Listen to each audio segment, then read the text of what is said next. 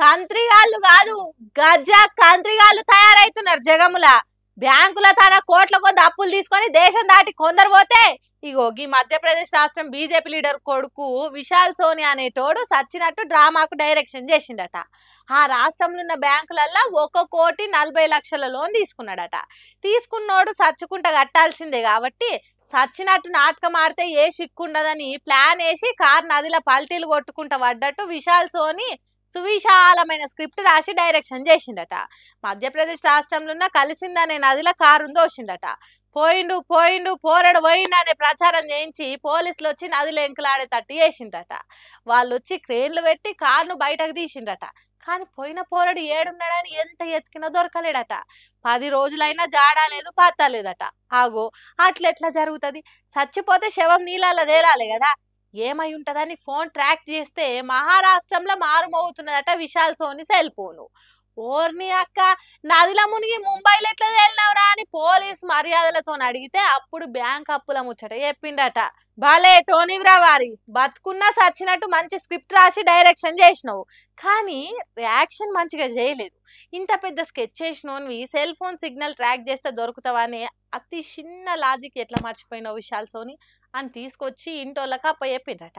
Bank అప్ప ఎగ్గొట్టేదానికి సావు తెలివితేటలు ఉపయోగించకు, తీసుకున్నందుకు సచ్చుకుంటా గట్టు అని వార్నింగ్ ఇచ్చిండట. చూడండి ఎట్లున్నదో ఒక్కొక్కల ఉపాయాలు. ఎన్ని కొత్త రూల్స్ తెచ్చినా వీటి నుంచి ఎట్లా తప్పించుకోవాలని ఆలోచన చేస్తున్నారు తప్ప పాటించేటోళ్ళు అయితే పల్సగానే అవుతున్నారు.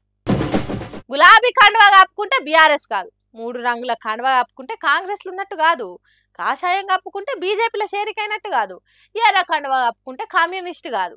ఇప్పటి నుంచి మరి వాళ్ళు ఏ పార్టీలా ఏ లీడర్ ఉన్నాడు అనేది ఎట్లా తెలవాలంటే అది ఆ బ్రహ్మదేవుడు కూడా కనిపెట్టలేని కథ ఏతట్టున్నది. ఎందుకు అట్లా అంటున్నాటరా? మన సీఎం రేవంత్ రెడ్డి సారు ఢిల్లీలో విలేకరులతోని గిదే ముచ్చట్ని చెప్పిండట. 10 మంది బీఆర్ఎస్ పార్టీ ఎమ్మెల్యేలు 3 రంగుల కండువా కప్పించుకొని కాంగ్రెస్ పార్టీలో షేరికైనరు అన్నట్టు చెప్పుకున్నారు కదా. అప్పుడు దాని మీద బీఆర్ఎస్ పార్టీలు కోర్టుకు పోవుడు, స్పీకర్ కు కోర్టు గడువు పెట్టి వాళ్ళ సంగతి ఏందో చెప్పాల్సిందని ఖరాఖండిగా చెప్పుడుతోని ఇప్పుడు ఆ ఎమ్మెల్యేల పీకల మీదకి వచ్చింది. వాళ్ళ పదవులు పోతే పార్టీల షేరికైనందుకు పరువు పోతుందని సీఎం ఈ మాటలు మాట్లాడుతున్నాడని అంటుండ్రు చాలా మంది. సరే జరసేపు సీఎం రేవంత్ రెడ్డి సార్ చెప్పిందే నిజం అనుకుందాం. 3 రంగుల కండువా సీఎం సార్ కూడా మెడల్ వేసుకుంటాడు. సార్ కాంగ్రెస్ పార్టీలోనే ఉన్నాడని అనుకోవాలనా, లేకుంటే ఇంకేదైనా పార్టీల షేరికైంది అనుకోవాలనా?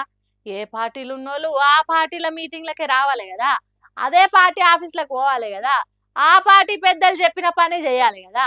మరి ఆ 10 మంది ఎమ్మెల్యేలు ఎందుకు బీఆర్ఎస్ పార్టీ ఆఫీసులకు పోతలేరు?